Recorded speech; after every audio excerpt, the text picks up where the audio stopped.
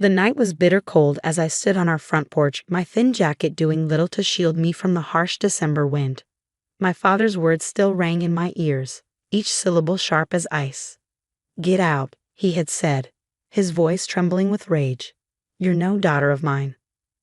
My name is Amanda Chen, and at 17, I became everything my traditional Chinese American parents feared: pregnant, unmarried, and according to them, a disgrace to the family name. I watched through blurry eyes as my mother lingered by the window, her face a mask of disappointment before she turned away, letting the curtain fall. The message was clear: I was alone now. The few possessions I'd managed to grab were stuffed into my school backpack. Some clothes, my phone charger, and the positive pregnancy test that had shattered my family just hours ago. My hand instinctively went to my still flat stomach, protecting the life growing inside even as my own world crumbled around me. Jason, my boyfriend and the baby's father, had disappeared the moment I told him. No calls, no texts, nothing. Just radio silence and blocked social media accounts. The coward's way out. I made my way down the familiar street where I'd grown up, past the maple tree I used to climb and the garden my mother tended so carefully. Each step felt like leaving another piece of myself behind. The streetlights cast long shadows as tears froze on my cheeks. Mrs. Rodriguez, our elderly neighbor, was the one who found me hours later, huddled on a park bench trying to stay warm. She had always been kind to me, sneaking me extra cookies when I was younger and teaching me Spanish phrases while she gardened. "Oh, mi niña," she whispered when I told her everything through chattering teeth. "Come inside before you freeze." Her small apartment was warm and smelled like cinnamon tea. She didn't judge or lecture, just listened as I poured out my fears between sobs. How could I raise a baby? Where would I live? What about school? The questions seemed endless. "One day at a time," she said firmly, wrapping a blanket around my shoulders. "First, you need a safe place to sleep. You'll stay here tonight, and tomorrow we'll figure out the next step." That night, curled up on Mrs. Rodriguez's lumpy couch, I dreamed of my mother. In the dream, she was in her garden, carefully pruning her beloved roses. But as I watched, the flowers withered and died under her touch, crumbling to dust. I woke up crying. The next few weeks passed in a blur. Mrs. Rodriguez helped me enroll in a program for pregnant teens, where I could continue my education while getting support and prenatal care. I found a job at a local diner, working the morning shift before classes. The hours were long and my feet ached constantly, but every dollar I earned went into a savings account for my baby. My parents never called. I would see my mother sometimes at the grocery store, but she would turn down another aisle, pretending not to notice me. My father's car would speed up if he passed me walking to work. It was like I had become a ghost in my own hometown, invisible to the people who had raised me. The other girls in my program became my lifeline. We shared our stories, our fears, and our dreams over lukewarm cafeteria food. Many of them had similar tales: families who couldn't accept their choices, boyfriends who vanished, futures that seemed to shrink with each passing day. But something unexpected happened as my belly grew. I found strength I didn't know I had. Each kick from my baby reminded me that I wasn't just fighting for myself anymore. I studied harder than ever, determined to graduate despite my circumstances. The diner manager noticed my work ethic and gave me more responsibilities, along with a small raise. When I felt my baby move for the first time, I was alone in my tiny rented room, studying for a chemistry test. The flutter was so faint I almost missed it, like butterfly wings against my skin. I pressed my hand to the spot, tears flowing freely as I whispered, "Hello, little one. I'm your mom." It was a girl. The ultrasound technician pointed out her tiny features on the grainy screen, her spine, her heart, her perfect little profile. I asked for extra printouts, secretly hoping to share them with my parents. They sat in my bag for weeks before I finally threw them away, accepting that some bridges couldn't be rebuilt. Mrs. Rodriguez helped me prepare for the baby's arrival, teaching me to knit tiny hats and booties. Her arthritis made her movements slow, but her stories kept me company as we worked. She told me about raising her own children as an immigrant, about the challenges she faced and overcame.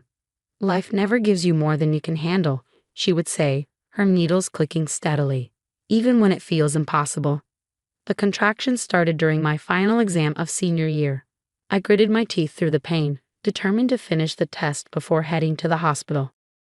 My water broke in the taxi, and 12 hours later, I held my daughter for the first time.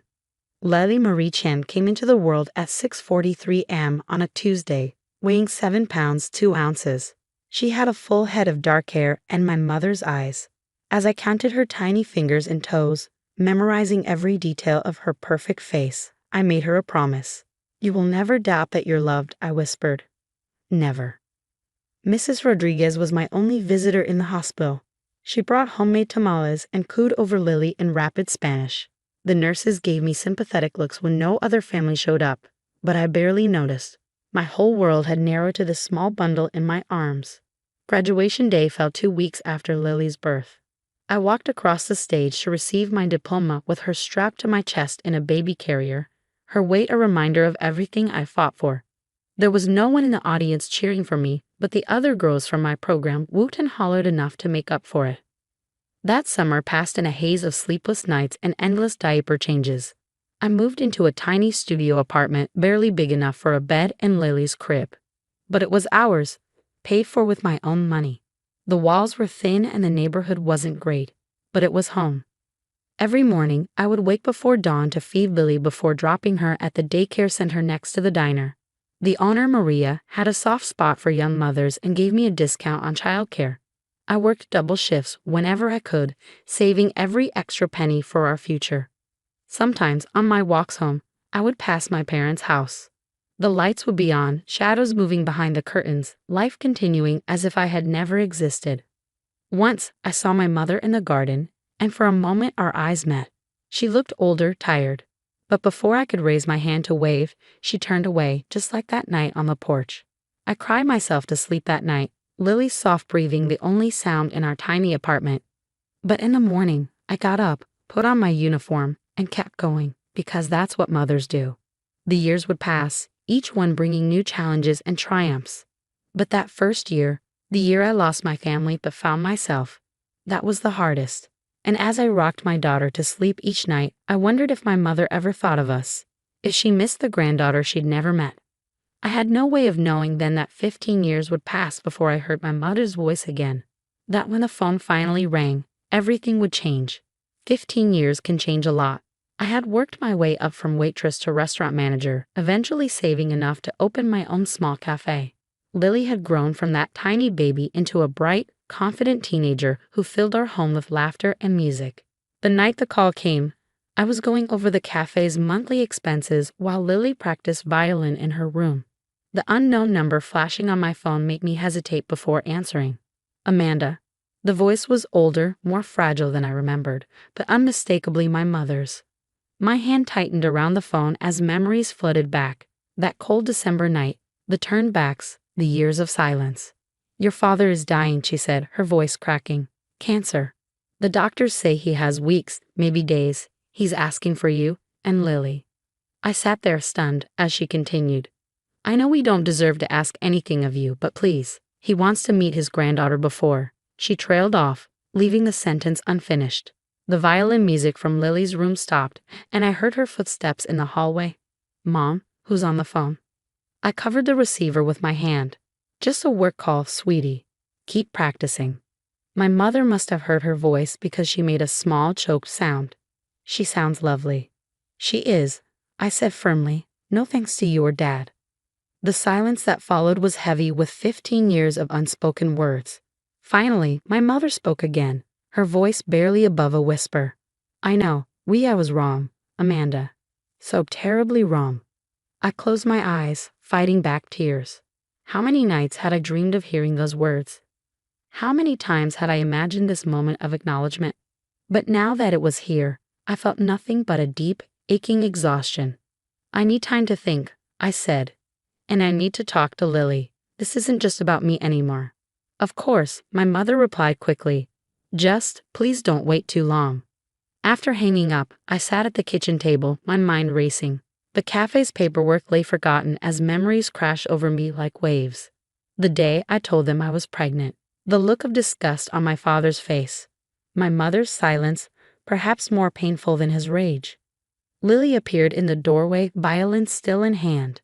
At 15, she looked so much like I had at her age. The same dark eyes, the same stubborn chin. but where I had been uncertain. She carried herself with quiet confidence. "That wasn't a work call, was it?" she asked, setting her violin down. "You're crying." I touched my cheek, surprised to find it wet. "No, it wasn't." "Come sit down, sweetheart. There's something we need to talk about." She listened quietly as I told her about my parents, about that night 15 years ago, about all the things I'd never had the courage to share before. Her face remained thoughtful, processing each detail with a maturity that made my heart ache. "So my grandfather is dying," she said when I finished, "and he wants to meet me." I nodded, watching her carefully.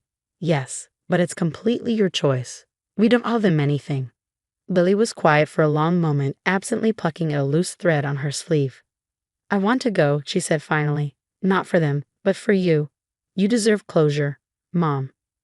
I pulled her into a tight hug, marveling at how wise my daughter had become. "When did you get so smart?" She grinned against my shoulder. "Must be all those books you make me read." The next morning, I called my mother back. Her answer was immediate, as if she'd been sitting by the phone waiting. "We'll come," I said, keeping my voice steady. "Tomorrow afternoon, but I have conditions." "Anything?" she breathed. "First, this is about Lily. If Dad says one word, one single word, to make her feel unwelcome or unwanted, we leave. Second, I won't pretend the past didn't happen. No swept under the rug family reunion. And third, I took a deep breath. You need to hear our story. All of it. Everything you missed while you were pretending we didn't exist." There was a pause, then a soft, "Yes, of course." I spent that night going through old photos. Lily's first steps, her first day of school, dance recitals, violin concerts, 15 years of memories they had chosen to miss. Each picture was a reminder of how much we'd accomplished on our own, but also of how much they had lost. Mrs. Rodriguez had passed away 5 years ago, but I still had the first baby hat she'd knitted for Lily. I packed it with the photos, a tangible piece of the woman who had been more family to us than our own blood. The drive to my parents' house the next day felt surreal. The neighborhood hadn't changed much. Same neat lawns, same trimmed hedges. My mother's roses still bloomed in the front garden, though they looked a bit wild now, less carefully tended. Lily squeezed my hand as we walked up the familiar path to the front door. "Ready?" she asked. I looked at my beautiful, strong daughter and felt a surge of pride. Ready. The door opened before we could knock. My mother stood there, smaller than I remembered, her hair now more gray than black. Her hands trembled as she reached toward me, then dropped to her sides. "Amanda," she whispered. "You came." Her eyes moved to Lily, widening slightly. I saw the recognition there, the sharp intake of breath as she noticed all the ways my daughter resembled her younger self. "Would you like to come in?" she asked, stepping aside. I nodded, guiding Lily forward with a hand on her back. As we crossed the threshold, I couldn't help but remember the last time I'd walked through this door, young, scared, and alone. But this time was different. This time, I wasn't that helpless teenager anymore. And this time, I wasn't alone. The inside of my childhood home felt smaller than I remembered. Family photos still lined the hallway walls, but they stopped abruptly at my senior year. The last one taken before everything fell apart. It was like time had frozen in this house, preserving the moment just before their perfect family shattered. My father was in the living room, propped up in a hospital bed that seemed out of place among the familiar furniture. The strong, imposing man who had thrown me out 15 years ago was gone, replaced by someone frail and diminished. His eyes, though, were the same, dark and intense as they fixed on Lily. "So," he said, his voice rough, "this is my granddaughter." Lily stepped forward, her chin lifted slightly. "I'm Lily," she said clearly. "It's nice to meet you, though I wish it hadn't taken so long." I saw my father flinch at her words, but a ghost of a smile crossed his face. "Direct, like your mother," he said. "Please sit down. Both of you." My mother hurried to arrange chairs, her movements nervous and jerky. The silence that followed was heavy with unspoken words. Finally, my father spoke again. "I owe you both an apology," he said. "Though I know it's far too late." 15 years too late, I agreed, my voice steady. "Do you know what it was like, being 17, pregnant and homeless in winter? Having to rely on the kindness of neighbors because my own parents threw me away." My mother made a small, pained sound. "Amanda, we were trying to." "To what?" I cut her off. "To protect the family name." to teach me a lesson. Well, congratulations. The lesson I learned was that I could never count on either of you. I pulled out the stack of photos I brought, spreading them across the bed. This is what you missed. Lily's first steps, her first day of kindergarten, every Christmas, every birthday, every milestone you chose not to be part of. They leaned forward, hungry for these glimpses of the life they'd ignored. My mother's hand trembled as she touched a photo of Lily in her first ballet costume. You look just like your mother did at that age, she whispered to Lily. I wouldn't know, Lily replied quietly. I don't have any pictures of Mom from back then. The silence that followed was deafening. My father picked up a photo of Lily's elementary school graduation, where she'd won the Academic Achievement Award. You did well with her, he said finally. Better than we did with you. I did everything you said I couldn't, I said. Finished high school, built a career, raised an amazing daughter. All without your help or approval. And I own my own business now, I continued. The cafe on Maple Street, that's mine. I worked my way up from waitress to owner. Funny how the daughter you were so ashamed of turned out to be successful after all. My father's face crumpled, and for the first time in my life, I saw tears in his eyes. I was wrong, he said, his voice breaking. So terribly wrong. My pride, my stupid, stubborn pride cost me my daughter and my granddaughter. Yes, it did. I agreed. But that's not why we're here today. We're here because Lily deserves to know where she comes from, even if that history isn't pretty. And because I hesitated, then continued, because despite everything, you're still my parents.